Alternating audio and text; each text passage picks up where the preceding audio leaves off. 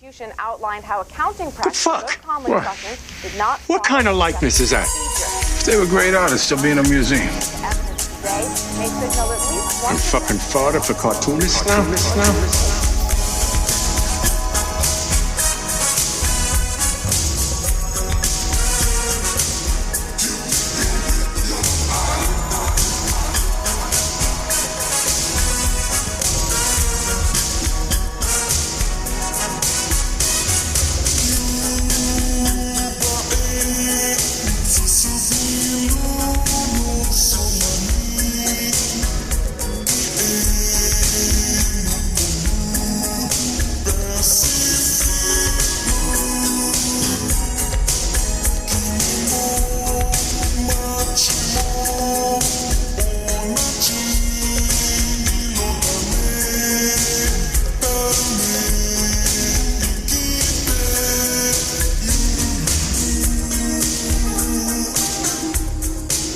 Oh boy, what's up?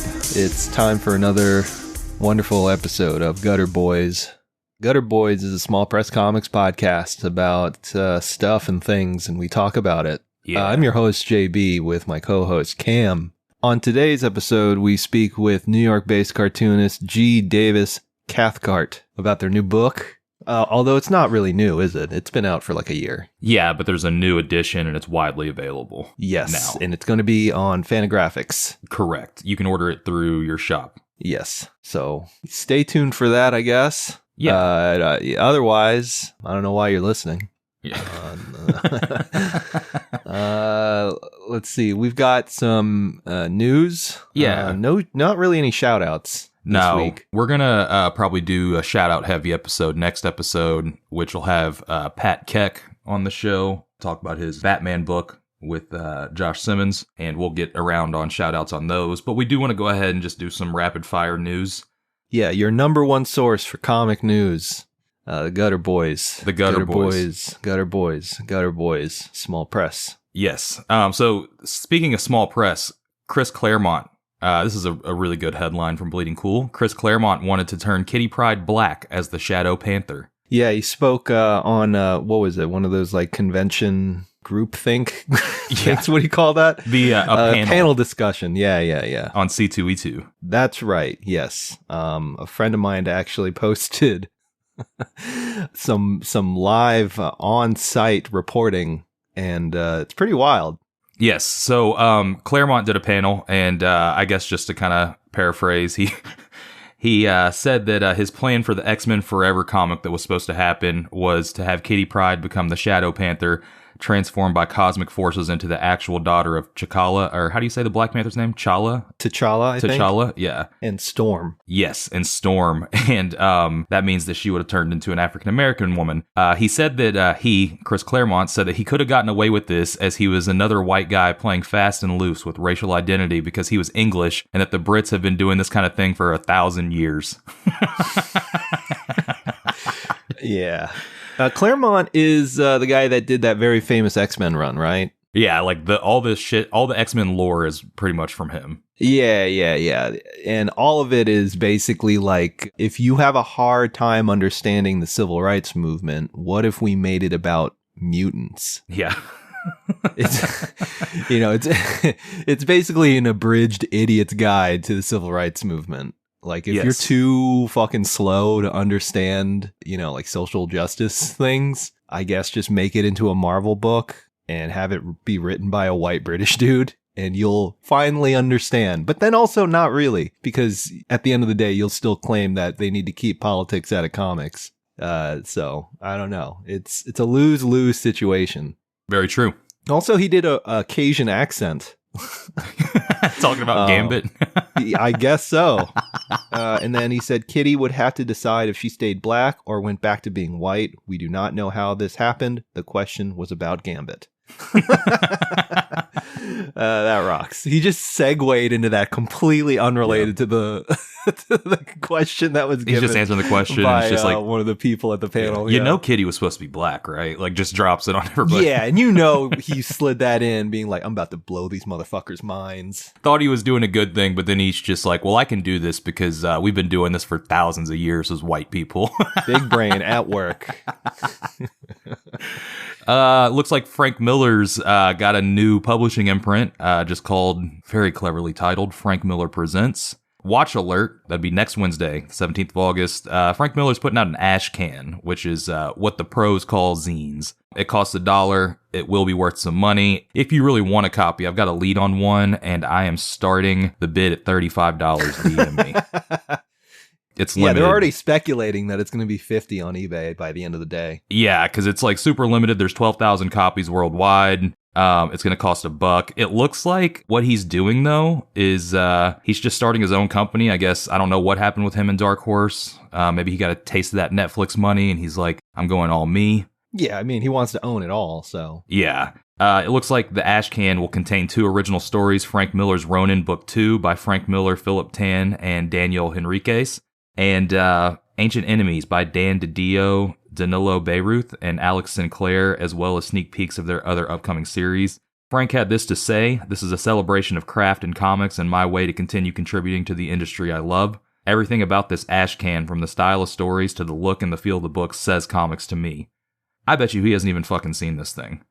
Maybe he has. Like, he immediately forgot. That Yeah. man is like 100 years old. Alcohol has just like riddled his brain with holes. Marinating. Yeah, dude. It's like Swiss cheese in a brine. He's fucked.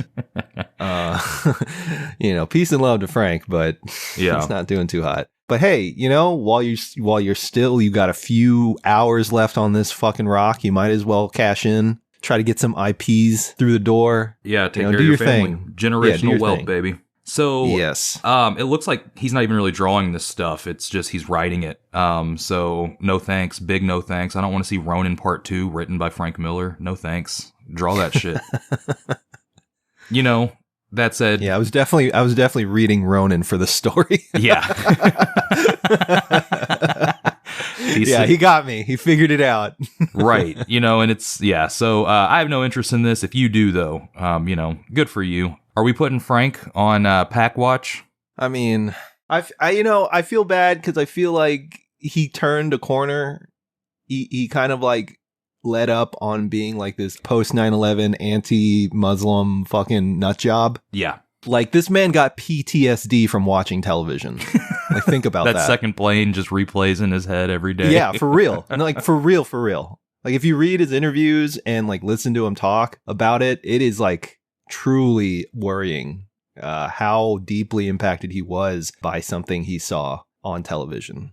And it's pretty wild. To the point where he was just like, yeah, we need to eradicate them all. We need to put them in camps. Check out this book called Holy Terror. Yeah. But I feel like he's let up on that over the years. He right? has. It seems like he's not talking about that shit anymore. I don't know if he's like apologized for any of it or anything like that. No, I don't think he has. He probably forgot. Yeah. I think that part of his brain finally dissolved. So, yeah, I don't know. If you want to make a quick $50 though, grab that zine. Yeah, it's I'm $1. sorry, ash can. Sorry, ash can, not zine. I have a feeling that it's going to be just, it's going to be printed on the same paper as all the other comics. But that reminds Frank of comics, so that's all that matters. Let's see. Oh, let's talk about the death throes of Boom. Yeah. Because they are also not doing well, just like Frank Miller's brain, not doing too hot. Yeah, death croak. Or what do they call that? The sound you make when you die. The death rattle. Yes. Which was also a really sick horror comic back in the day. Oh, yeah. The anthology series. Yeah, Corbin fucking did some great covers on there. Anyway. Let's see here. So it looks like they're doing a real 90s speculative move here. Not surprising. Mighty Morphin Power Rangers is hitting issue number 100. And what they're doing is they're doing a double issue that has a retail price of, if I'm not mistaken, $7.99. It's not like a $3.99 comic or anything like that. Mm-hmm. It comes polybagged, or no, sorry, it's $9.99. Oh shit, $10. $10. And here's how they're getting you. Just like X-Force #1, it's going to be polybagged and has special trading cards, including 2 Power Rangers rookie cards. And there's 10 cards total. So you have to buy 10 copies of a $10 book in order to have a full set. Well, in this article, fucking on Bleeding Cool actually suggests that you buy 11 so you have 1 for reading. Of course. They know their audience, baby. Yeah. So here's the thing. I mean, it looks like I'm trying to figure out in the article if you can see what the card is that comes with the issue or if it's random. Because if it's random, holy shit. Oh, boy. Yeah, that's going to rock. Yeah, I mean, Power Rangers is going to be the top selling comic if that's the case. Just from fucking, their audience trying to get all these cards. Yeah, it doesn't look like on bleedingcool.com they specify if the cards are actually going to be, if you can see them or not in the bag. So, if they really, really, really want to pull a power move, they put it in a black poly bag. But yeah, so that said, you're out at least $100 if you want 1 of each card. That's insane, dude. Or no, 11 collectible trading cards. Well, 10 trading cards, 11 if you want to read one. Oh, and that doesn't even include that there's variants involved. Oh, there's variant covers? Yeah, it says that each copy of Mighty Morphin Power Rangers #100 covers A through D only. So I guess the 4 main retailer covers are going to have a card, and they're going to have shop exclusives. It's the 100th issue of Power Rangers. They're going to go hard on this shit, bro. Who's reading that? I don't know, but I guess between Keanu and this, just Boom's like, all right, man. I need the newest issue of Power Rangers by Boom. I fucking need to know what happens. What kind of sick, demented brain would fucking need this? I don't and this is coming from a hoarder. This is coming from someone who is an adult that collects stuff. So even my brain can't understand this. To me, this is deviant behavior. Yeah, it's bad, man. It's bad. And the thing is hook, line, and sinker, keys jingling, they got them. Ah, damn. I mean, they wouldn't be doing this if they didn't know it was successful. Because all you have to have is 1,000 people buy 10 covers each, and that's $100,000. But do you really think that many people are going to go all in like that? Yes, 100. You don't think there's 1,000 dedicated Power Rangers fans with too much money? Yeah. But here's the thing. Let's say I'm a dedicated Power Ranger comic Boom fan. Whatever. I could spend $100, right, for 10 copies so that I have every single card. That's if these aren't blind bagged. I hope they're blind bagged just to, fuck these Yes, me idiots too. over. I 100% hope these are blind bagged. That's going to piss so many people off. Yeah. But if they are not blind bagged, right, and you go all in and you spend $100 on these to get the whole set. Yeah. Would you rather spend $100 to have 10 trading cards, which you could, realistically, you're going to be able to get them on eBay. You'll be able to get the whole set for relatively cheap, I think. Yeah, maybe not right away, in 2 but years. Or after a while, I mean. Yeah, no. In 2 years, these things are going to be all over eBay. They're going to have buy it now for $30. I guarantee it. And it's okay, these so-called Power Rangers rookie cards, they look like they're rookie cards of the comic book characters. Who gives a fuck? Well, like you said, the 1,000 people that fucking buy this comic regularly. Well, it's not like one of these Power Rangers has made a television appearance. You know what I'm saying? Well, yeah, these are all made up for the comic, right? Yes, correct. But I did actually, when I was speculating buying, there was a Power Ranger guy named here he is, Lord Drakon. Uh-huh. I saw that he had a first appearance and I snatched that shit up and I flipped that bitch for 40 something bucks. So people care about that guy. And I think, sure. Yeah. So maybe, I don't know. But if you're going to spend, I guess what I'm saying is you can spend $100 on that, or you could probably just commission one of these artists to draw that character for you for whatever amount they're charging, right? Right. Or just wait till they're desperate on Twitter and charging $40 for a headshot. That's true. Yes. And it'll happen. Because Boom ain't going to be around for long. Yeah, there was a funny fucking tweet that I guess it's a couple weeks old at this point, but I feel like it had real Gutter Boys energy. It came from @comicsbookcase, and this is so true though, but they tweeted out, "Comics is wild because someone will say, I am living my entire life's dream right now, and they might be talking about working on He-Man meets Fraggle Rock." Yeah. 100%. That is where comics has been for, I don't know, since 2012. Yeah. Yeah, they thought the world was going to end. It didn't. So This is what we now get they're now. living their best lives. Yeah. Drawing just the worst bottom of the barrel licensed shit. Yeah, for IDW or whatever. For pennies on the dollar. Yeah. But hey, if that's your dream come true, hey, who am I to stop that? Yeah, exactly. I don't judge pain pigs. Yeah. I think if they're happy, if they're just, willingly swallowing shit and loving it and smiling and smearing it on their lips and saying, please, sir, I would like some more. That's on them. Yeah. I hope they live for 1,000 years so that they can keep doing that. Yeah. I mean, it worked for Dan Slott. He said that's how you do it. So that's true. Yeah. Yeah. Shout out to Dan. Just the slobbest fucking piece of shit. He literally just looks like what you in imagine. your mind's eye, what you think a comic book reader looks like. Dude, like if they did a live action Simpsons movie, he'd be comic book guy. Yeah, 100%. Yeah. Actually, no, because I feel like the comic book guy has a little more swagger than Dan. Yeah, he'd be Mario Batali. Yeah, there you go. MCU casting there. And he has a sick ponytail, like the balding ponytail. That's a really clutch move. Dan is too much of a coward to grow out what's remaining of his hair. Yeah, so. Yeah. Well, we need to get out of here because it's taking too long. But real quick, I want to shout out friends of the show. They follow us, so I guess they're friends.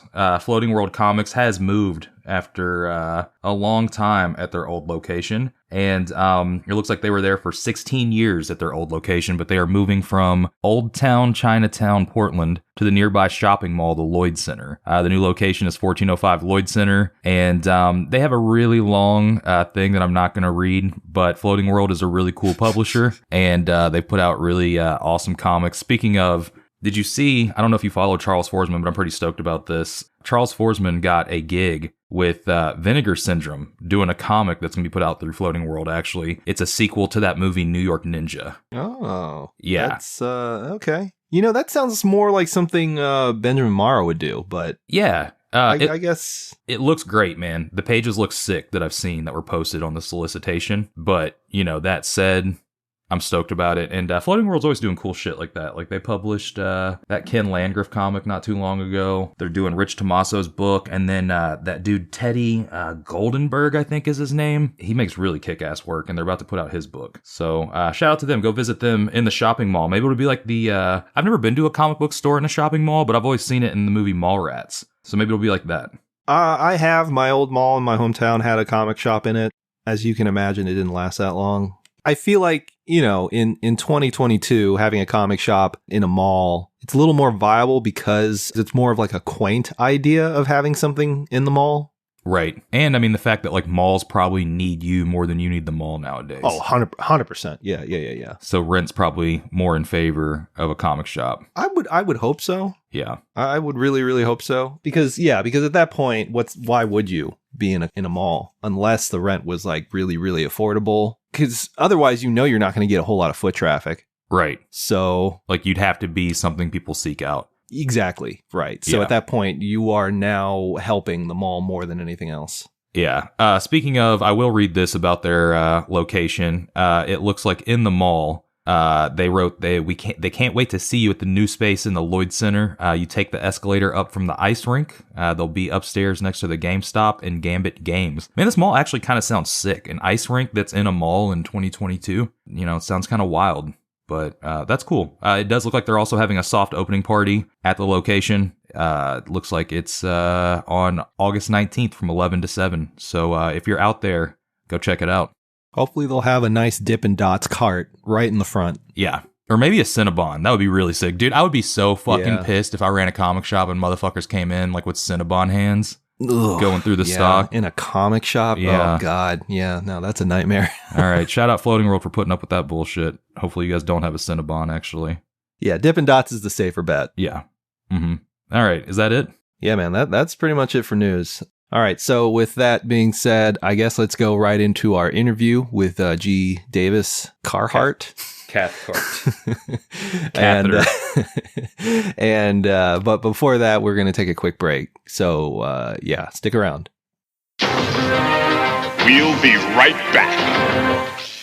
What do a pair of deadly assassins, a beefy pile of roided-up high school football players, a zombie outbreak, huge dragons, and a himbo barbarian have in common? You can find them all in the upcoming pages of the Santos Sisters. That's right, Ambar and Alana are back for more gripping adventures. Once again, offset press printed in full color on your favorite decadent newsprint. Prestigious publication. The Comics Journal loved the first issue, calling it a highly entertaining comic. And Katie and Sally from the Thick Lines podcast called it a masterpiece and more than they deserve. And who are we to disagree? The Santos Sisters is available now. Don't miss out. Ask your favorite comic book retailer to add it to your pull list today or find it online at santossisters.com.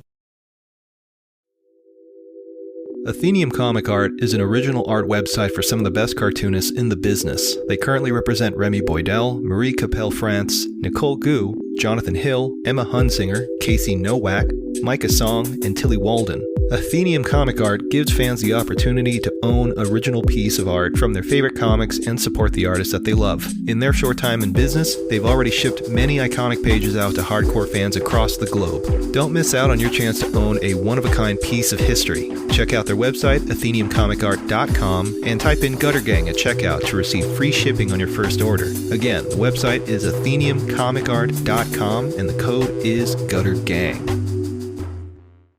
Rust Belt Review is a quarterly comics lit magazine featuring serialized and short-form comics from some of the most exciting cartoonists in the small press scene today. Volume 1 features work from Gutter alums M.S. Harkness, Audra Stang, and Caleb Orecchio, along with work by Andrew Greenstone, Sean Knickerbocker, and Juan Jose Fernandez. You can order your copy of Rust Belt Review today by going to rustbeltreview.org. Enter in promo code GUTTER to receive $2 off your order. Again, that website is rustbeltreview.org. Promo code GUTTER.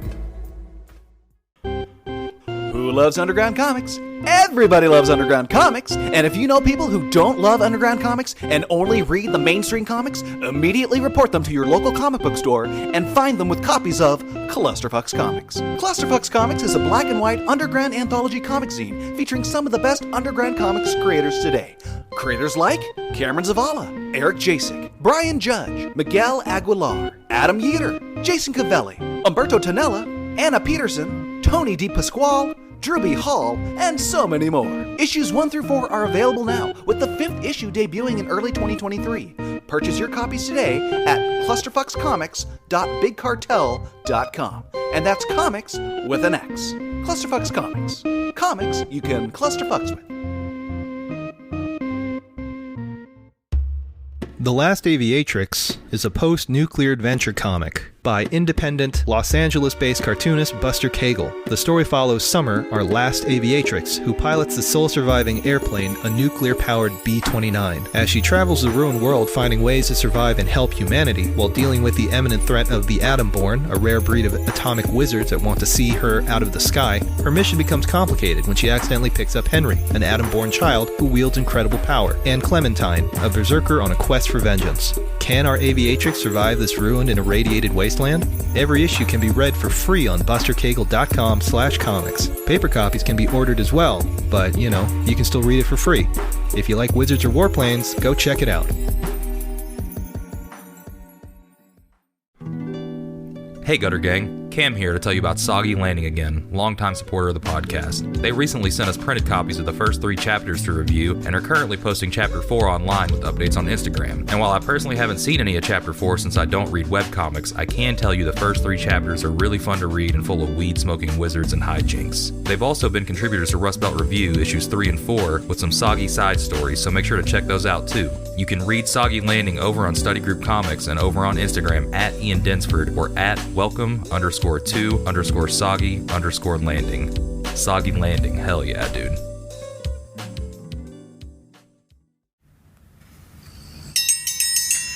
Morning, Gary. Morning, Marianne. Need a menu? Nah, I'll just have the usual. You sure do love your eggs and coffee, Gary. Best way to start your morning, Marianne. Well, that and an issue of Town and County. What's that?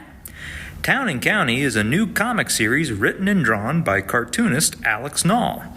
He's that guy that wrote them books about teaching and that Mr. Rogers feller. Oh, he was such a nice man. The first issue is 36 pages of black and white comic stories with beautiful color covers and features 6 stories about folks in our little township here in Illinois, like Susie Barber, the house cleaner that uncovers her client's dirty laundry, if you know what I mean, and Stanley Pepper, that big feller that just lost his job and took to drinking every night at Bugs's Tavern. Well, ain't that something? Town and County is published by Ivy Terrace Press, headquartered in Chicago. Chicago? Who would want to live there? So dirty.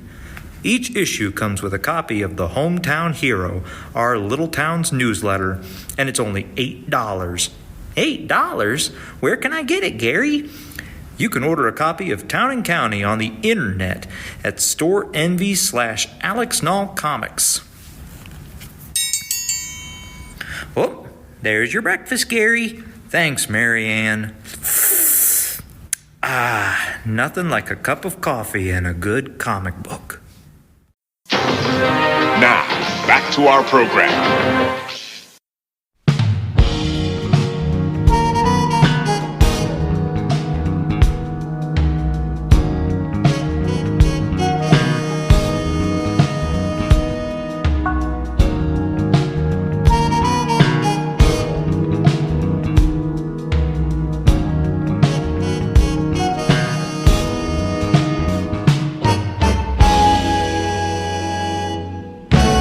And welcome back from the break. Today we are joined with Queens-based cartoonist and recently published the book 1-800-GHOST, G. Davis Cathcart. Here to talk about, a little bit of his background as far as, where he came from, his teaching, and you know what we do here. What's up, dude? Hey. Welcome. What's up? I'm kind of a big fan, so it's like kind of starstruck and excited at the same time, because I listen to your show and everything. I was just telling this to Cam before JB showed up. What's up, JB? Nice to meet you. What's up? Vocally. Yeah, we're really intimidating people here. So true. Don't fuck this up. It's scary. Yeah, hell yeah. Yeah. Well, hey, what's the G stand for? It's George. George. Okay. Yeah, it was kind of tacked on last minute because I had a great uncle who died. So now my life's just really hard. I have to be like, I go by Davis or whatever. Like sometimes I forget on IDs and like they'll be like cross-referencing stuff and be like, you can't go anywhere because this one says Davis Cathcart and this one says your name's George, who's George, and it's hard, Don't name your kids with like an extra name that they're not going to use. I guess. I'm a Marcus technically. So you've never been called George in your life? Actually, I went by George at Micah when I was like starting off in college. Rebranding? Yeah, and I realized George is evil. So, then I dropped out of freaking Micah and went back to Davis. You got to do the Lil Wayne thing and just like, he used to say, if you're not familiar, he used to say, Wheezy F baby, and the F is for, and it would always change. You got to change the G up every time. Yeah. Yeah. Different books, different names. That'd be cool. Yeah. Wasn't Snoop Dogg Snoop Lion for a little bit? And then like that just kind of fizzled out. Yeah. I think he became a Rastafarian and he changed his name when he was like reborn or whatever. Yeah. Is he still Rastafarian? Probably not. I mean, he smokes enough weed that he thinks he is, probably. True. But I don't know. He's back to Snoop Dogg, not Snoop Lion. So okay. I'm going to assume that, that means that his venture into that didn't last long. Maybe he'll become one of those Hotep guys next. That'd be pretty cool. Yeah, who was that comics gate guy we saw? Oh, I forget his name, but I love that guy. So we'll talk about that on the intro. Sorry, Davis. Yeah, we found a comics gate Hotep guy. Yeah, we found this like he rocks. We found like a Clayton Bigsby comics gate guy who. Wow, my new favorite guy. Shout out. Now I gotta listen to my own episode to find out. Yeah, there you go. Yeah, we got to remember to cover that on the intro. Yeah. Oh, I don't think we'll forget. Yeah. I fucking hate listening to my own voice. I was just thinking actually, because I have listened, like you guys have deep voices, and the few times I have been forced to listen back to my voice, it sounds pretty deep. So it's going to be like a baritone party episode, Yeah, we're gonna make it sound good on the low end. Mm-hmm. So let's I'll get into lower you though. The pitch on everything, so it just sounds like Hey, there you get chopped and screwed. Yeah, turn us all up. Yeah. There you go. So let's just go ahead and talk about the new book, 1-800-GHOST. It was originally self-published, right? You didn't have a publisher on the smaller version? Yeah, no, I self-published it using Risograph, and it was really small. I printed it through Resolve out of Philadelphia. Yeah, it looks great. I've got it in my hands right now. Oh, It nice. looks great. It's got a really good, what they call hand feel, which I think is a weird word, but I guess that's apparently a thing. But you also just released it at Fantagraphics, and it's a giant book now, right? Yeah, it's comically large, I like to say. It's huge. It's like you could I'm holding it right now. You could skimboard on it or something, you know? I remember the old one, the reason it got republished was because Eric Reynolds just couldn't see the text, and that was a huge complaint. People just kept being like, it's too small, I can't read it. Really?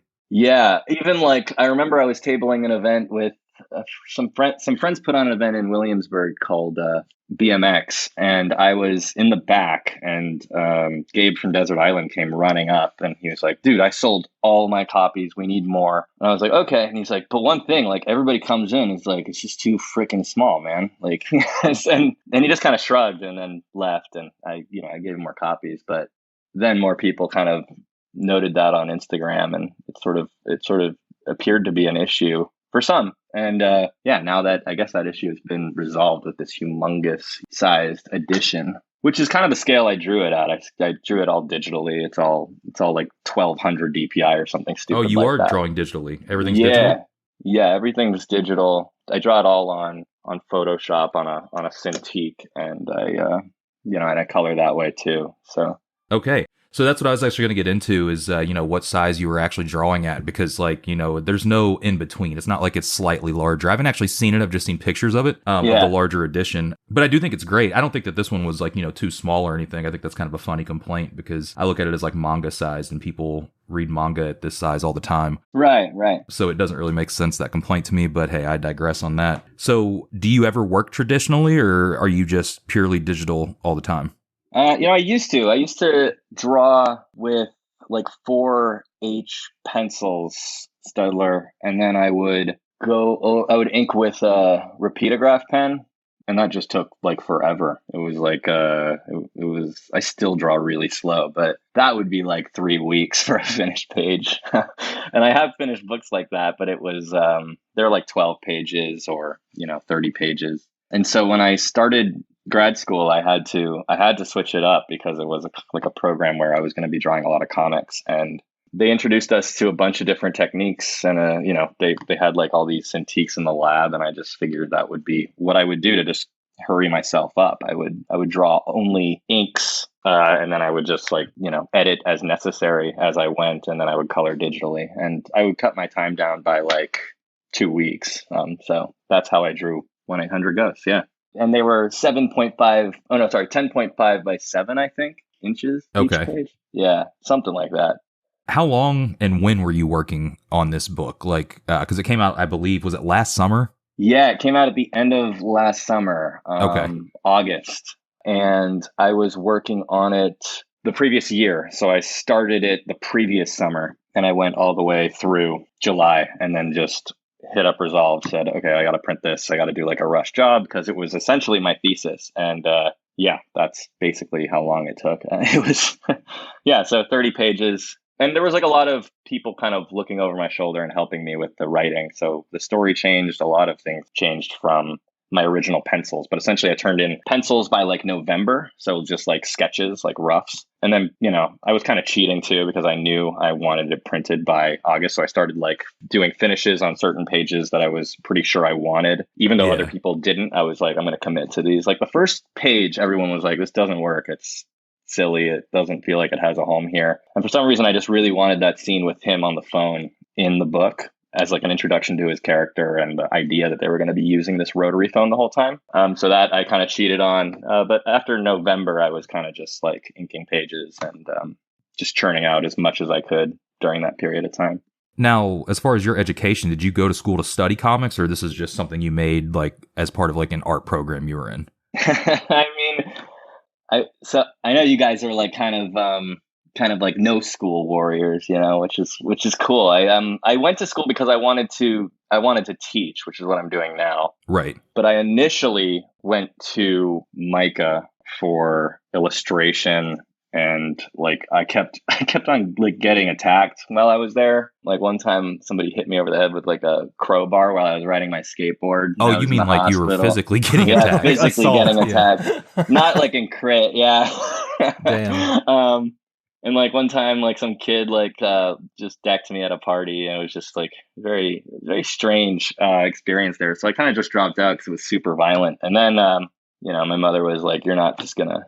My parents are both teachers, so they're just like, "You have to go to college." And the only place with rolling admission was RISD, so I went there for illustration, and I had a great time. I got like a bunch of like children's book agents who were kind of interested in my work. And the second I started working for them, they kind of wanted me to change my style. So I was like, no, I'm going to not do this. I'm going to, bail on this idea of doing that. But I had always been collecting comics and reading them, and really loved like the storytelling format where you can kind of be like this little control freak and write and draw your whole story without like a lighting guy or whatever.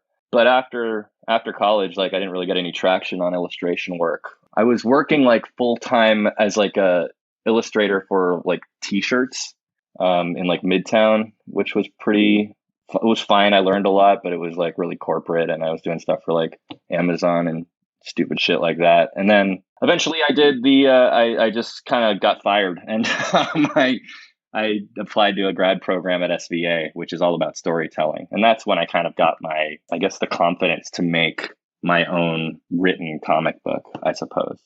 So is there any, when you were doing like mainstream work, like t-shirt work, are there any t-shirts that are like super like famous that, you did that you still see around or anything like that? You said Amazon, so, Yeah. It was for, I was making shirts for like toddlers. So like, it was like fucking Paw Patrol and shit. Oh, there you go. Okay. Our key demographic. But I got to make like a bunch of like Ninja Turtles t-shirts too, and like Sonic and Star Wars. And I like Mickey Mouse, shit like that. And I would see like a bunch at Walmart or, Target. One time I was up with my partner in Maine, and I think her mom had to stop into a Walmart or something for something. I can't remember what, like sunscreen or something. And we were just kind of walking through, and she asked me to show me the kind of shirts I make. And I actually found one, and a woman was like buying it. And then the woman made me sign the t-shirt, even though like you don't really get to own the work in these environments. It's all just licensing. You just kind of download the stuff and put it on shirts. But yeah. So what is that process like? Are you actually drawing, or are you working off templates, or if you don't mind going into that, just because I guess it is a quote unquote art job. Yeah. Sometimes you redraw the stuff, like especially, I remember like, I think Target was the one actually that was most fun to work for, because they wanted their work to look really retro. So you would end up like redrawing a lot of things, but mostly you're downloading assets from a website, like Adobe Illustrator assets, and just like plopping them on t-shirts and giving them environments. Sometimes the assets are characters. Sometimes they're like locations from the television show. And sometimes if a location doesn't exist, you'd like draw it. Or if you wanted to make the character look really wonky and wild, you'd redraw it, or you generate the imagery in Illustrator. It was a lot. You have to like depending on the company, you have to generate quite a few t-shirts. Like you have to do like 3 a day in the first place I was at. And then the next place was like 6 a day. And I like quit almost like a week into it. I was just so burnt out on it. But I learned a lot about like visual design, about like organizing a page that I really found valuable. But I don't know. It was it was a lot. It made me realize I don't ever want to be in an office again, I think. And that's kind of why I went back into trying to teach. Especially, I guess I wanted to teach at the adult level. I was teaching like youngsters before I took the office job. But yeah, it was exhausting. Gotcha. I do want to go ahead and get into your teaching, because that kind of, you just kind of teed us up there. Now, how long have you been teaching? Well, I taught for a year at Studio in a School, sort of between jobs after college. And Studio in a School is kind of this placement program where you get put into a classroom to teach art at different public schools all over New York City. So I taught like K through 12 for a while. And I was like teaching 7 days a week back then. And that was really hard.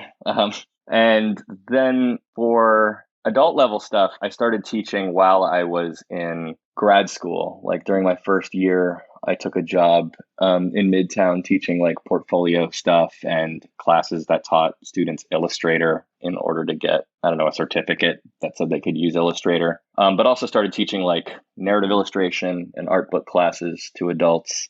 And then eventually, I guess, after I graduated from SVA, I reached out to a bunch of colleges and got this job at Pratt teaching illustration 1, which started last year. So, I would say like 4 years total, but spread out over different programs. And you like teaching the adults more than the kids, I guess. Yeah. I think just something about going into public schools like all over New York City was kind of exhausting. I really liked teaching kids, but I don't know. I didn't really feel like I was being supported with resources or anything like that. It just kind of felt like, I don't know, like I don't know how to verbalize it. Powerless. I don't know. It was kind of depressing at certain points. But I did like teaching youngsters. It was kind of more the what they were looking for, like outcomes and stuff like that. I sometimes have issue with, and like I tend to really like the bad kids. I think they're funny. Hell yeah. So it was a struggle for me, I think. And in college, they're just a little bit more tuned in. I can kind of share a bit more of what I'm interested in. Right. So that works out for me. Yeah. So are you liking the general like illustration courses that you're teaching? Are you trying to get into something more specific down the line? No, I really, really love teaching illustration 1. I mentioned I also teach at Rutgers earlier. I'm teaching like design fundamentals there. It's super fun. It's just kind of like the basics of, I guess, visual design. I also taught like an illustration business class in like the spring at Pratt, which was also a really fun time. I was like kind of like able to talk about different sections of illustration, right? Like, and I got to get into like small press at a certain point, which was a really fun time, but also Instagram and all of these places where you can like kickstart a project or use Patreon to generate a subscription service. I really felt like I was kind of like updating the syllabus, and I think the students really appreciated that kind of like new take on what it means to even run a business these days in illustration. So yeah, I'm really enjoying like all of the different illustration classes I'm teaching. Especially since I feel like I was doing like a bunch of different versions. I was doing the more corporate version. I was doing the small press stuff. I was doing books. I was trying to do editorial. I guess I recently did an editorial piece, but it was like, I don't know. It was kind of fun talking about how many different versions of illustration there are and allowing students to kind of run wild with it. For sure. So when you say you're like teaching them the business of like illustration, you mean like as far as like being like a gig worker, like freelancer? Yeah, sometimes like we did a section on freelance. We did like maybe 2 or 3 weeks, but then we would switch into like doing it yourself, having a more like art forward practice where maybe you're just making prints and using Patreon to get your stuff out there, using like a subscription service model. And then we talked about like Kickstarter, small press, making your own zine and kind of having that represent your voice, just showing like, I guess, the different forms an illustration business can take. And yeah, I think the students really reacted well to it. I was really enjoying it. Well, it's kind of like, when they say shit like, they should teach you how to like, change a tire in school and stuff. Like that's what they should be teaching you. Art school is like how to make a living at it. Or, you said like if you want to do it for yourself, at least you're going down that avenue as well. Because a lot of the times it's just like, well, in my experience also, when I was in college, this is 15 years ago. So it was just a lot of, hey, this is how you can refine your technique, et cetera, et cetera. No real world, lessons were really taught. So I think that's great that you're introducing that shit there. Because I think that's what you really need to know. Oh, fuck yeah. Yeah. Dude, yeah, actually on that, I was like, yeah, I remember being in classes and it was just the same shit every goddamn day. We wouldn't turn a corner. It was just really kind of, I don't know, really fucking exhausting. But also it was a much more toxic environment back when I was in school. Did you have that experience at all? Was it like really cutthroat? I feel like we've left that behind in some way. I switched to film and it was definitely like that. Yeah. But, I don't have any experience as far as like in like the formal art, but JB definitely went through art school. Do you feel like it was kind of cutthroat down in Florida? No, I mean, it was a state school and, it's Tampa, so it's like pretty underfunded. So the stakes are pretty low. Word. Yeah. I had a teacher, I guess I won't name him, but yeah, I mean, he's a pretty prominent illustrator. His name's Chris Buzelli, and he would we would come into his class, and we would come into his class, we would hang up our work on the wall, and, you know, he would look at all of it, and we would all kind of look at everything as well. And then we would all kind of settle down, and he'd say, all right, we're going to vote for our favorites. And we would all get 3 votes. And at the end, he would tally up all the votes from most to least and order our work on the wall from most votes to least votes. And I just thought that was really, really stressful, I think, for a lot of students, especially if they weren't really doing what he was trying to teach. Like if they were into like children's books or something, they were always like dead last. And I thought that was like a really unfair kind of environment for him. But I don't know. It was wild. It was also like a lot of people trying to get ahead of one another. A lot of kind of like, teaming up with people who they thought were the best, quote unquote, and stuff. It was kind of a strange time that I'm really happy is behind us, because everyone in my class these days is just super kind and wants to just boost everybody else up, which I think is really cool. Yeah, I think it should be that way. I mean, you know, I guess like you can, you know, it's just an old way of teaching that sounds very old school, that experience. Right. Like the salon days, like let's just shit on everything. Right. Yeah. But, exactly. Yeah, you know, make people feel bad. I don't know. I don't really understand what the purpose was of that, but I don't really see it anymore, which I'm really happy about. Do you think you're going to be like a lifer, even if it's like part-time teaching? Like, do you enjoy it enough, or do you think it's just like something you're doing for the moment that you'll eventually move on from? Yeah, I do. I again, it was kind of modeled to me. Both my parents were teachers. Right. They sort of showcased this like lifestyle of teaching what you do in the studio and using all your free time to generate artwork. So they were art teachers as well? Yeah. And so I just think I've just been programmed. I don't even think I have a choice at this point. You know, it's just what was shown to me as this kind of this thing you do, which, you know, I sometimes I do get jealous of the people who are able to do this kind of freelance stuff on the side and still maintain their art practice for zines or books. I just don't think I don't think I'd be able to do that, to like do like smaller projects and then, you know, jump into the comic stuff. But for some reason, being able to like separate, you know, instruction from practice works out for me. So yeah, I think I'll probably stick with it for a while. Actually, I just remembered, like, I thought, and I could be completely wrong, and I'm sorry if I'm, you know, misattributing this to you. Didn't you post that, like, one of your parents, like, was in the Guggenheim or something like that? Like, yeah, my mother. Yeah, she just won a Guggenheim Fellow. Okay, cool. So are they painters? Both of your parents painters, or? Yeah, my mother's an abstract painter. Okay. She's doing really well with her stuff. She's got her work in like, you know, the permanent collection at MoMA and all this other stuff. She's just absolutely killing it. Like every time I go see her, it's just another announcement about how she's absolutely killing it. And then my dad's an architect. I guess he was like a green architect. He's retired now. But if you've ever been to like Coney Island, he did the train station there, which has like this giant canopy over it. And he taught as well. My mother teaches at Hunter College. She teaches the MFA painting. And then my father taught at Fordham University, and he taught urbanism. Gotcha. So not to like get like, you know, too deep, and if you don't want to go into this, that's okay. But do you feel like growing up, you wanted to be an artist? Do you feel like you were kind of pressured into it? Like, or was it something you were always just like, I've got to do it? Because I mean, you know, you're coming from 2 creative parents, you know, so I'm assuming that you came from a house where this was very much so encouraged, and you kind of alluded to that earlier. Yeah, I was just constantly drawing. I don't know.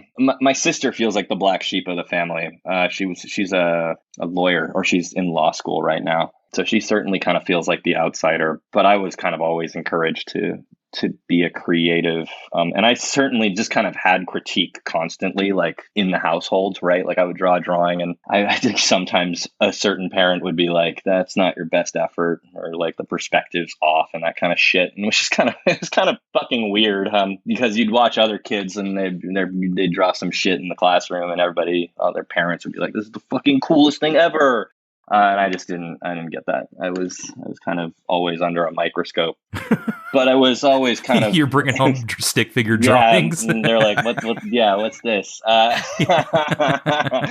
You could do a little bit more, maybe add some more color here, you know, this kind of stuff. So yeah, I mean, I was always given, I guess, this kind of fuel to make work, but it was also evenly measured with criticism for my entire life. Yeah, and were there comics in your house growing up? You know, I just like, how'd you get exposed to those? Yeah, that's a good question. I had like Calvin and Hobbes and Tintin growing up, and then in high school, like I guess everyone was obsessed with that stupid ass OC kid who was like reading comics. So all my friends were like wanted to read comics too, to be like that fucking guy. They would go to like the comic shop on Wednesdays and I would tag along, and they eventually kind of stopped, and I just wanted to keep reading those comic books. I just like kept going back. And so I would, and mostly for like specific artists that I really liked or writers. What were you into? I like, the superhero stuff was the first thing because it was easy to kind of come back to. So I remember like All-Star Superman and stuff like that was really big for me as a kid. Like Bendis too was like a big guy, and Grant Morrison and those books, just like really silly stuff that now I just don't really look at too much of. And then when I got to college, when I got to Providence, I started looking at like picture box books, and those really kind of lit my imagination on fire, like the Brian Chippendale stuff and, all of that. CF, those books were, I think, incredible, and kind of led me to like investigate more small press books. Yeah, so I guess that was kind of how I got into comics in general. But certainly I wasn't allowed really too much violent stuff in the home. My parents really like watched over me and wouldn't let me like go to the movie theater and see Kill Bill or whatever, which sucked. But yeah, I would certainly sneak it, and eventually found my way into like the superhero stuff, which led to like Image, and again into the Providence, Rhode Island people making work. Hell yeah. All right, so let's talk about influences. What's been the biggest influence on your work? And it don't have to be singular. Names, movies, TV shows, artists, whatever. It's funny. Like whenever I like look at somebody else writing about my work, they always just freaking snipe it out. Like they know exactly, like for some reason, who I guess I'm looking at. I remember going to Comic-Con in 2008 and getting like that original Mesmo delivery book and just it blowing my mind. So Raphael Grandpa was huge for me, and I just couldn't wrap my head around like how much he was trying to get this kind of style out there and make something feel kind of, oh God, like delicate and intricate and fun, but like lacking a story almost entirely in a really funny way, like kind of stringing us along because the art's so strong. I remember just being shocked by it. I love the Acme Novelty Library books, like anything Chris Ware does. That too was like I kind of discovered when I got to college, and I just didn't understand that it wasn't an Illustrator file for like the longest time. I thought it was just all digital, but it was like he's hand drawing that stuff. I think that's it's crazy insane. when you see that shit, like the originals. Have you seen any? Yeah, like what the heck is this? Yeah, like it's insane. It's insane. Yeah, I can't believe it. I mean, again, people who like constantly get thrown out there when I guess other people are writing about the work that I'm making are Jeff Darrow and Frank Quitely, which I don't understand how, because those guys I think are on a completely another level. I think they're incredible. I think that's a bad comparison to make. We talk about it here sometimes. It's because you have some people try to just fill up the page and it looks bad, but people will say, oh, it's impressive because it looks like Darrow.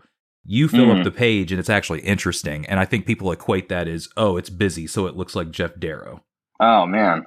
Not to, make it, but I think that's a lazy comparison when people compare people to Jeff Darrow. Yeah, there's a lot happening in a Jeff Darrow, but it's almost like a Where's Waldo kind of thing, right? Like there's like 7 stories happening in one panel, and you're kind of like pulling out all this different stuff. You're right. I really like Winsor McKay. Are you into Frank King, Gasoline Alley? Yeah. I love that. Yeah. You just have the one page, the action sequence in the hallway where there's not actually a panel. It's like one image, and I call it the Gasoline Alley thing in my head when I see it. I think it's great. I think that's one of the best pages in the book. I think it fucking rocks. But yeah, absolutely. Yeah, that page is incredible. Yeah, you're proud of that one when you. No, not mine. I can imagine like that's when you take a step back and you're like, okay, I was cooking on that one.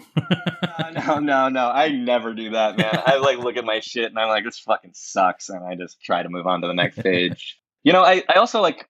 I really do love a lot of fine artists. I really love John Baldessari. I love Peter Bruegel. I love Caravaggio. I love Hieronymus Bosch, I guess. I love Dürer. So I guess those are some older artists. But I do try to go and get inspiration from fine artists. And then a lot of the panels in the books I make are referencing architecture, and I try to have that be an influence as well. I think if you can like pick a architecture style and try to like have that influence the book and the spaces people walk through, I think that's good for a story. So I was looking at a lot of Art Deco work, especially stuff that was happening around Tribeca, which is where 1-800-Ghosts take place. So I want to put a bow on 1-800-Ghosts and then get into the other comic work that we've kind of touched on a little bit. So you did take it over to Fantagraphics. Now, were you actually like, that wasn't just like a joke? Like, did this actually come together because, you know, they were like, hey, we need this thing bigger so we can read it? Like, they liked what they saw? Like, how did you pitch it to them? How did that end up coming out through them?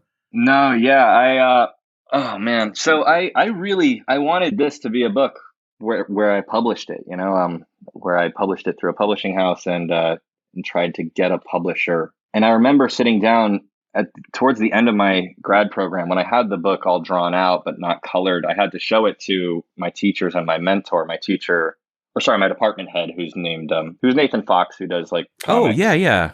He did like The Weatherman. Yeah, I know them. Yeah. Well, I don't know them, but I know of them. Yeah, and then Dilraj Mann, who did Dalston Monsters. I had to sit down with both of them, and I was like asking them, like, what's the best way to release this? How do I approach publishers? And they both just kind of said, don't, just release it yourself. Release it the way that you would want to see it in the world.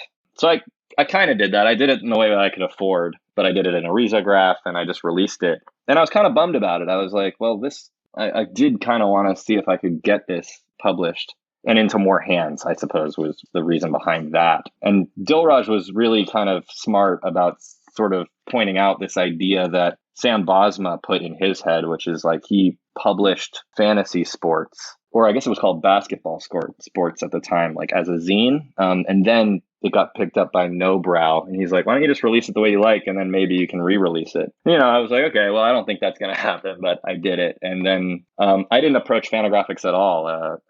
Eric Reynolds approached me. He emailed me and sort of said he read it. And the text was just a little too small. And if I was interested in reprinting it and working together, he'd be down. So I, of course, jumped on that opportunity. Yeah, I was like, yes, please. And, you know, I set up a video call actually, because I wanted to talk about it with him. And he like started the call and he's like, what do you want to talk about? Which left me kind of like in the lurch. Why are you bothering me? On the back foot. I'm like, yeah. I was like, oh, I want to publish the book we were talking about via email. And he was like, he did like above and beyond on that video call. He was like pulling out rulers and figuring out what size it should be.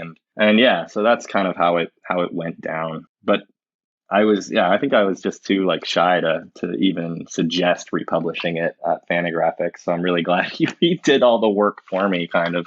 And is it actually Fantagraphics, or did you do it through Fantagraphics Underground? It's through Fantagraphics Underground. Yeah, it's like their micro press. Which is the same shit. It's just smaller print runs, right? Yeah, and the reason behind that was he was, you know, he said floppy, it's because I already released it. Yeah, and it's like a floppy. And yeah, like I heard they're trying to dip their toes back into that, but you know, it's a volatile marketplace. So right, yeah. Have you seen like an uptick in anything since it's been out with the, you know, wider release? Yeah, I mean, people reach out to me on Instagram and tell me how much, you know, they liked it. I suppose I'm getting a lot of great feedback on it. It's all just really nice. I kind of enjoy the comments that are like, what the fuck is going on with it? I had one person who just posted a picture of the book on like their Instagram story, and it just said underneath, like, what the fuck did I just read? I really like that one.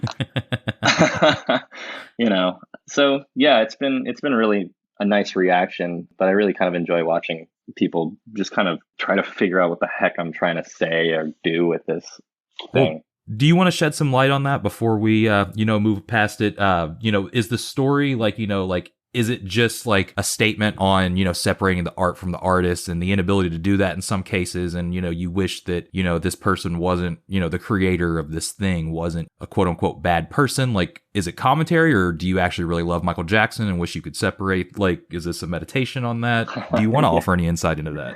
Yeah, sure. I mean, I actually wasn't thinking about why or any lessons at first. And this was actually going to be a book about these people trying to steal Purple Rain. And then I remember my friend loves Michael Jackson, and he was like heartbroken over the many years of this like resurfacing and kind of going away and coming back. Right.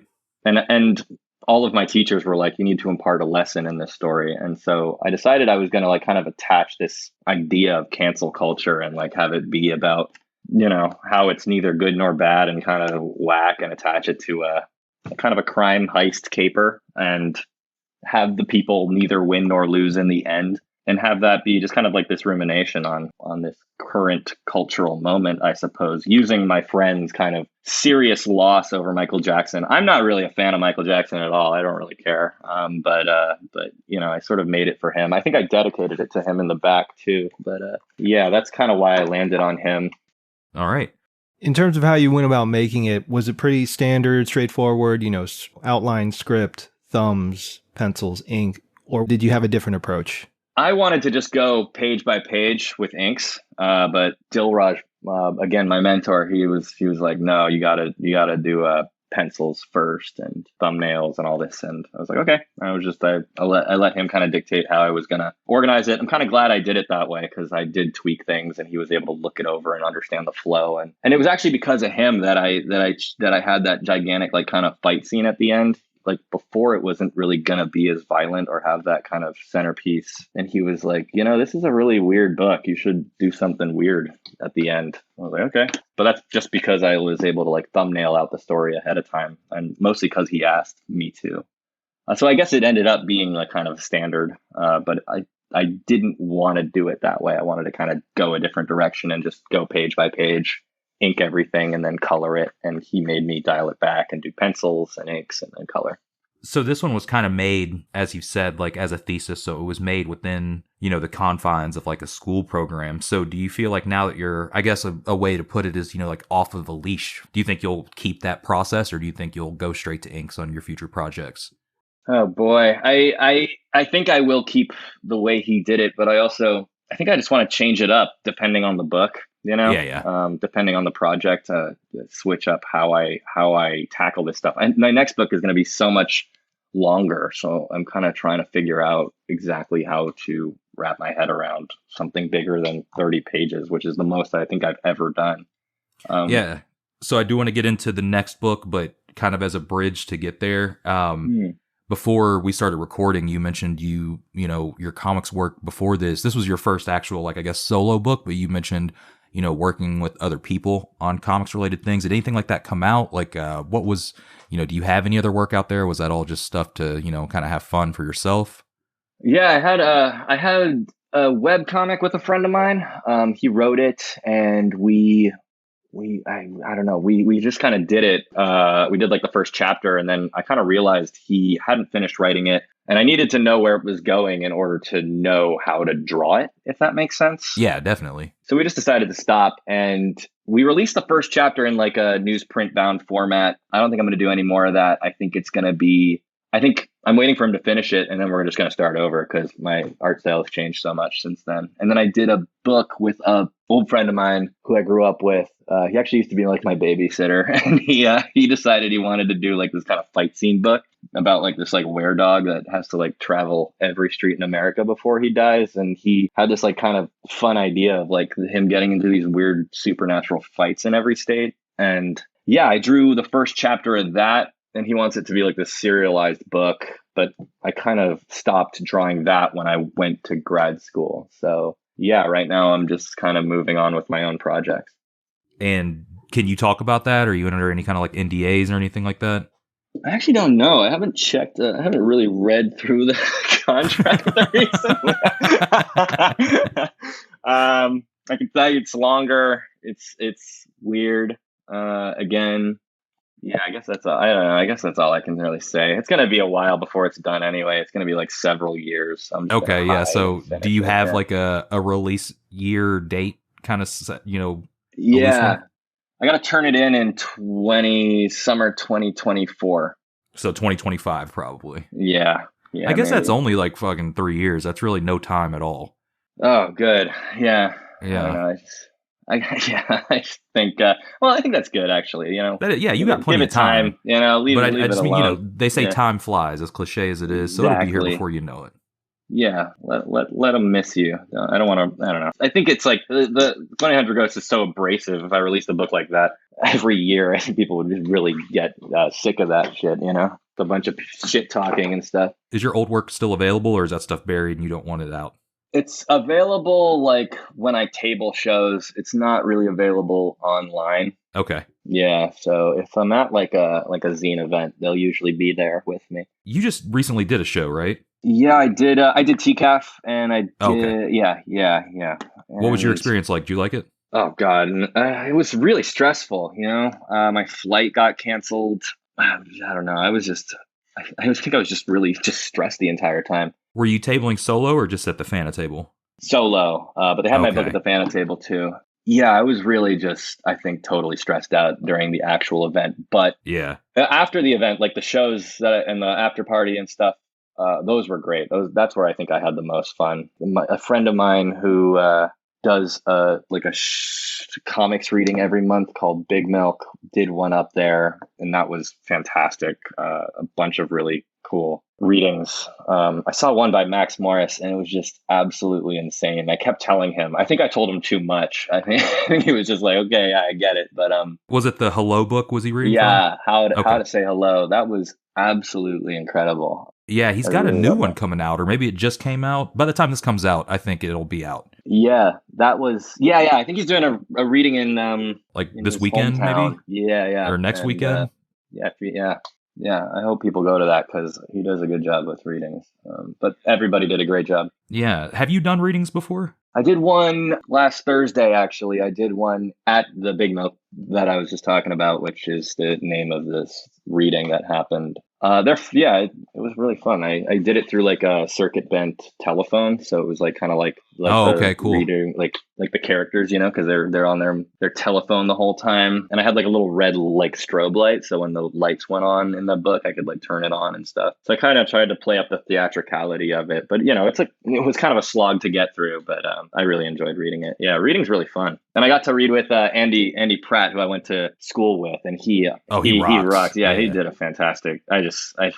I can't. I love his work so much. Do you like reading? Like, I know it was your first time. Do you think it's something you're interested in doing again? I personally don't like it, but I think it's cool. Oh yeah, you know that people do it. Yeah, yeah, I love it, and I love watching other people read too. I love going to people's readings. I've only seen Andy read a few times, but this was, I think, the most fun. Like, he had a recorder. He had like food for people, which was great because I hadn't eaten all day. I was like too nervous. It was just absolutely insane. If anybody can get the opportunity to see him read, I highly recommend it. He really is like a pro at it. I really didn't know what my identity was when it came to reading yet when I showed up. Again, this was, my first time. So I was like trying to figure it out, trying to wrap my head around like what I was going to do. I was really nervous, but I really enjoyed it. Yeah. You don't like reading at all? Have you done it before?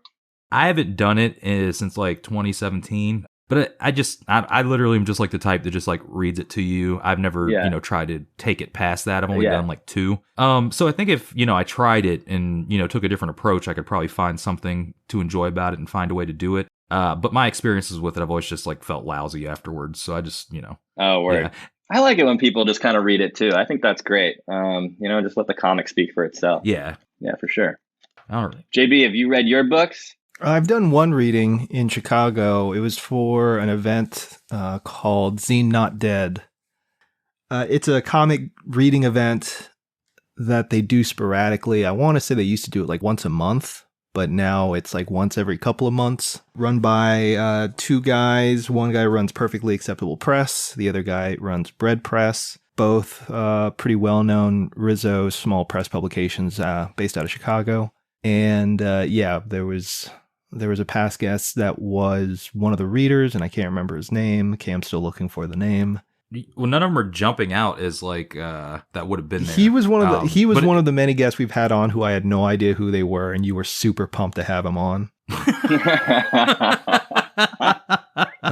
If that narrows it down, I don't know if it does. No. Like, I'm all the way back on episode 28, and none of these are jumping out to me. So, we're going to table it, and we'll figure it out by the intro. Unless it's really just going to bother you. It is going to really start reading every name. It's going to really bother Was it RJ Casey? He ran Yeti Press. No, it wasn't Casey. It wasn't RJ? Yeah, it wasn't Carl Stevens, was it? No, it was not him, no. Yeah, I don't know, man. I'm at a loss. Oh, I found it. Mason's your friend, too. It was John Porcellino. Oh, Porcellino, yeah. And yeah, I was surprised you couldn't figure that out. I was like, Porcellino. That's like your guy. I don't know. I just don't associate Porcellino. The last time I talked to Porcellino, he was just like, I'm tired of driving to Chicago for shows. And he was depressed packing his shit into his car after Cake. So I just didn't think, Well, this was 2018, so guy. this was before he decided to not do shows in Chicago anymore.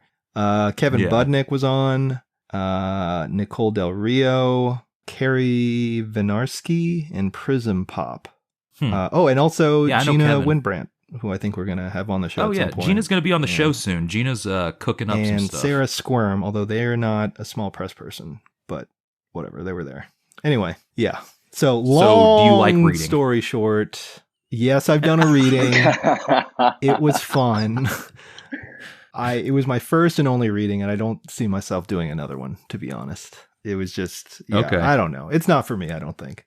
Yeah, I like going to them, but I don't know if I like doing them. I think I like going more than 100%. More than reading. Yes, but attending for sure is a lot more fun than actually doing it. But I got to say, you doing the shit with the phone sounds cool. I think that sounds tight for you. Yeah, it was fun. It made my voice like really metallic-y and that's great. Freaking it was a fun time. Alrighty, well, it's that time of the show again where we get into listener questions. As always, if you want to participate with the show or ask our guests questions, you can follow us on Instagram at GutterBoysPod or email us at gutterboyspodcast@gmail.com. We did get quite a few questions for you. Some we kind of, touched on. So if we did, then we're going to kind of, blaze through it. And so first one here, I should read the one where Nate fucked up just because. Man. I recently got Nate's book, and I really liked it. I was really intimidated by his stuff because I think he released his the Alonzo Sneak one right when I was releasing the 1-800-GHOST for the first time, and I thought it looked freaking awesome. But I bought that Gecko, and I made my sister read it too, and she was like, "What the fuck did you make me read?" Yeah, he's wild. He's on some different shit. There was a review, we might have mentioned it might have been on Patreon, but there was a review that was like, when is Nate Garcia going to realize, what was the way it was phrased? It was essentially like, when is Nate going to go too far? Because oh, really? It's just like, because he just does whatever in his comics. And I think that's a bad criticism, but I think that also is a positive thing because it's like the comics are fucking crazy that he's making. They're just insane. They're great. I love it. I do too. Yeah, one of the most exciting creators. Hell yeah. Going. Yeah, for sure. He's I really appreciate it when a creator is willing to really just go all out and yeah, for sure. Well, Nate asked, as always, what'd you have for breakfast? Oh boy, I don't eat breakfast. I just had coffee. I know it's boring. Okay. Yeah, New Yorker answer, stupid. I should eat breakfast. I get all moody and stuff. But yeah, I just drink coffee and it ruins my appetite, and then I don't eat until lunchtime. How do you take your coffee? Okay. Oh, just milk. Yeah, that's it. Damn. Milk only, no sweetener. Okay. Yeah. Why? How do you guys do it? I'm just black. Oh man, yeah, that's cool. Yeah, same. I wish. Wait, iced coffee versus regular coffee. What's your take? I've seen people do like iced coffee through the entire year, and I really don't like winter, so I switch it. I go iced in the summer and hot in the winter. Do you guys eat breakfast, or you guys just drink coffee? I'm not really. It depends on the day. It really does? Okay. Yeah, I don't eat breakfast normally. It's a shame because I think breakfast foods are freaking great. I love breakfast food, but breakfast is, in terms of like the designated time, not for it. Yeah, exactly. Yeah. I think if I were to eat breakfast, it'd be like cereal. Which is awesome. Cereal rules, but again, I wouldn't go all out. I wouldn't take myself to a diner or anything like that. But see, I always put cereal in the same boat as like donuts. You know what I mean? Donuts rule too. I love donuts. What is this a bad? Well, no. I mean, it's just like it's more of like a dessert than it is like a meal. You know what I mean? Right on. Yeah. I can't not eat a donut. Like if I see one, same. I have to have it. No, So oh shit! I was getting ready to ask something that was related your favorite to that, donut. But, Nate Garcia cereal. It doesn't coffee. matter. All right, it doesn't matter. Okay. All right. Next question is from Instagram user nylon_horse. They asked, if you were going to stage your own time travel heist to recover a piece of media from a problematic creator, which one would you choose? Oh, boy. Well, it's funny. Like I mentioned earlier, this book started off as not targeting a problematic creator, but like targeting someone who I respect. So I was going to have it target Prince, and I had like mixed reviews on that. Some people really like the idea of like using time travel to fuck shit up rather than fix things, you know? I would probably go further back and like have like fuck with Caravaggio or something, because he's evil, but people still are just like, yeah, whatever, it's too long ago. And it would like almost ride that line of using time travel to mess with things rather than fix things, which I feel like is the most common use of time travel in writing. Yeah. So I feel like that would be a more like a super interesting, like go back in time and just like kill Caravaggio or something so it can't make anything. And then you're kind of, you know, messing up stuff because he's often considered like one of the best painters, and rightly so, but like pure evil also. And like you'd be doing two things at once. You'd be ruining shit and fixing this guy. It would create a good, I guess, after reality. Right. Yeah. To be explored. Yeah. Yeah, exactly. For sure. Outright. JB, you got an answer for that? Actually, you know what? There was a similar question from Scott JHPDX. What other artists should have their careers sabotaged by time travelers? Because I actually thought about this, and I guess the one is, you know, Morrissey really sucks as a person, but he made some fire. Answer. You know, so I'd try to fix him. I don't know how I would do it, but I would try to fix him. You try to fix him. You go back. Yeah. I'd be like, you know, was it mom, dad issues? We're gonna start at the childhood, and we're just gonna, you know, stay and see what happens here. That's actually a really good answer. Yeah. I would go back in time to the late 60s and find Roman Polanski and convince him to go into a room where my time traveling partner Chris Hansen will be waiting for him. And hopefully that'll scare him straight enough so that he keeps making fire movies without being a pedophile. But yeah. Oh yeah, I didn't even think about Polanski. That's a good one. And you know, maybe if I already have Chris Hansen with me, I would.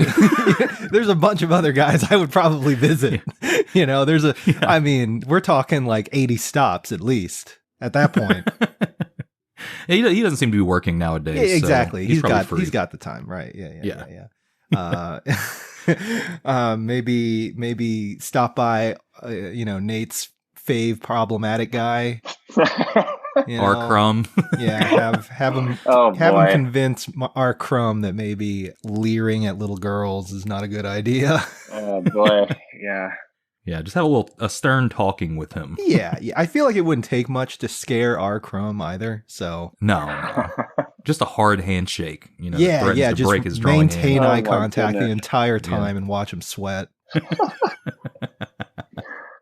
Sorry if you're a Crumb apologist, Davis. No, I'm not. Absolutely not. No. Oh no. No, I always feel weird like when I'm like going through comics history with students, I feel weird about like bringing them up. So I just say like, and then Crumb happened, and then, you know, he's this and this. I'm gonna move on as fast as possible because I don't think I can't linger on him because I think he's pretty cringe. Yeah, for sure. Alrighty, next question came from Clusterfucks Comics. What's the next size we can expect for 1-800-GHOST in Artist Edition?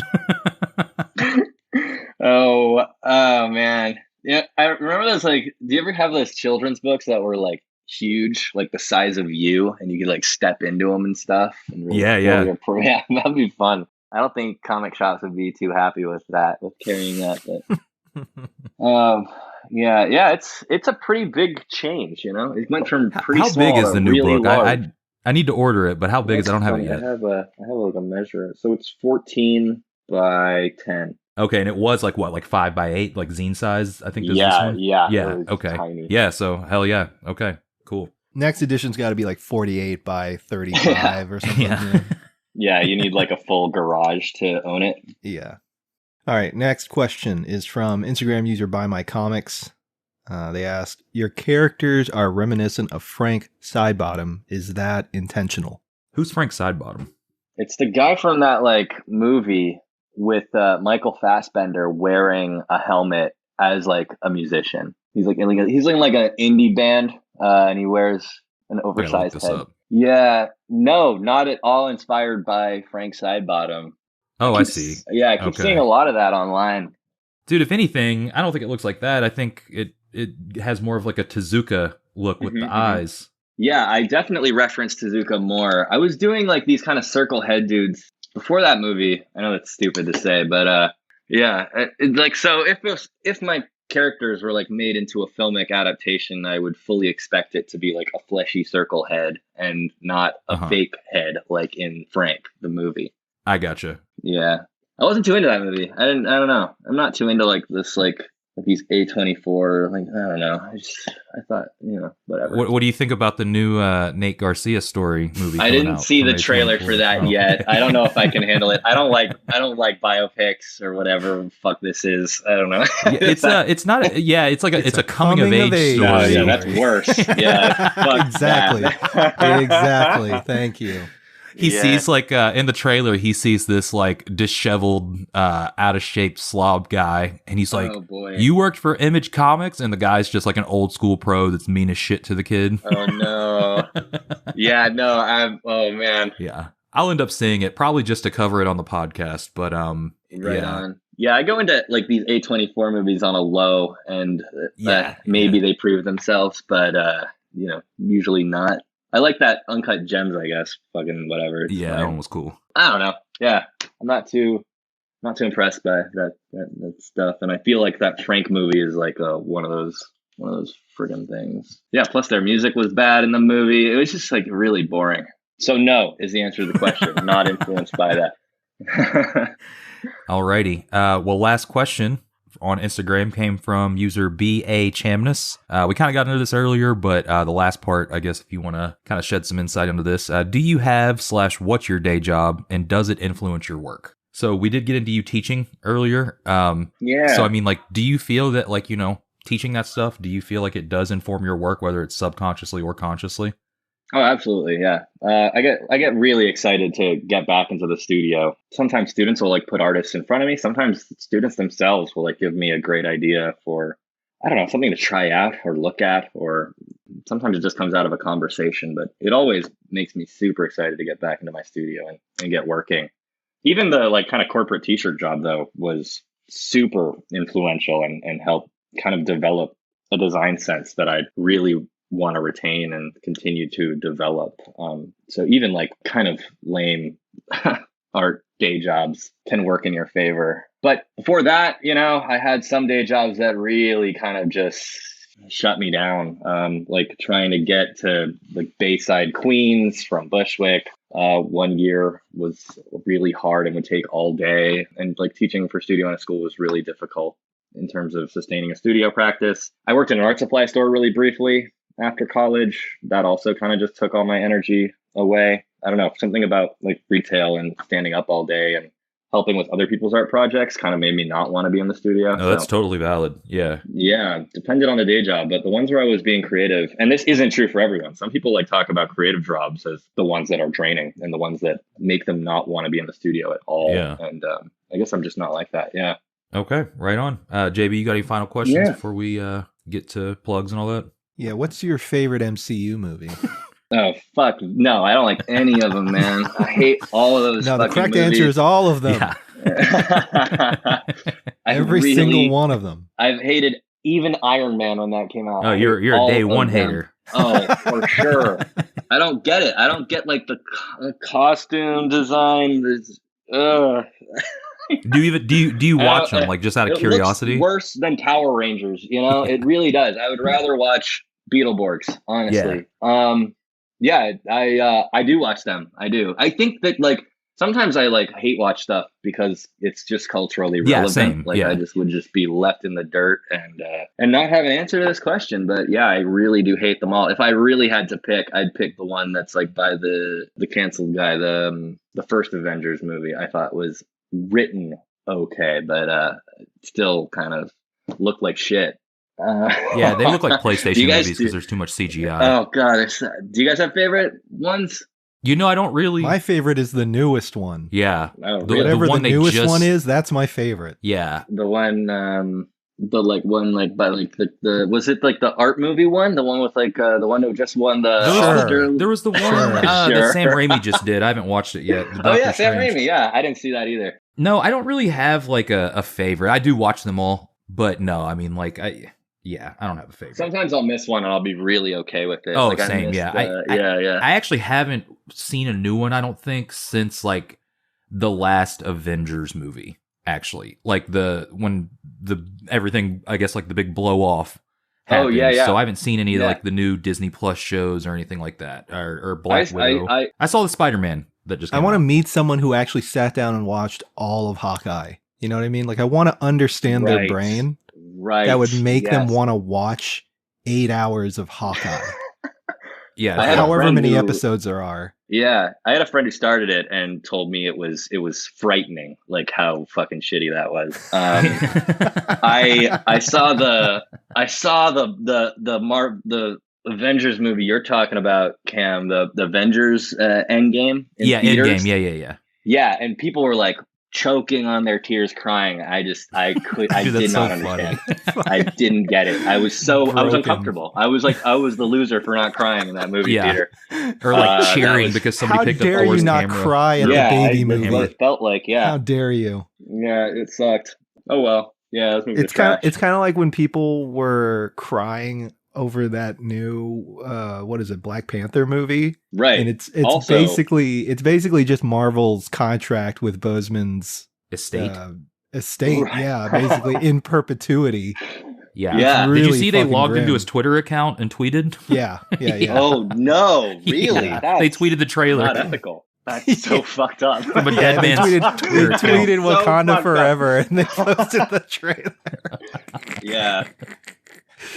Bro, even when you're dead, they still own your ass. Awful. Yeah, and it looks like that corporate shit too. I mean, like, I would rather honestly watch The Lion King. I would rather watch a Disney movie than even that first Black Panther movie that was nominated for Best Picture. It's the same shit, you know? I'd rather watch that. I'd rather watch Pocahontas than watch Avatar, too. Avatar looks like shit. I think so, too. Everybody loves James Cameron. I love James Cameron, but Avatar's a big L for me. Yeah, no.